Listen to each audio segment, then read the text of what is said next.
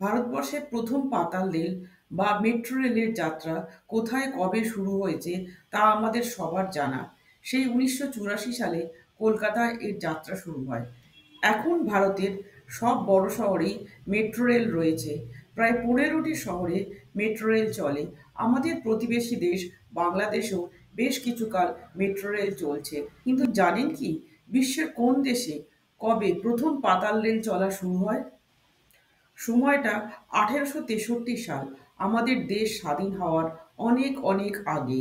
London শহরে প্রথম এর যাত্রা শুরু হয়। শহরে রাস্তার জঞ্জাট কমানোর উদ্দেশ্যে পাতাল রেল তৈরি করার কথা ভাবা হয়।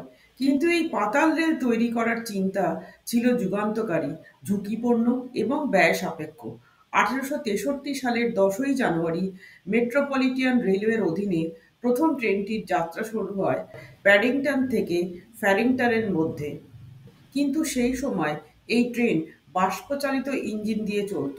পরে ১৮৯০ সালে ইলেকট্রিক ইঞ্জিনের ব্যবহার শুরু হয়। এই উদ্ভাবনের সুফল আজ আমরা সবাই ভোগ করছি।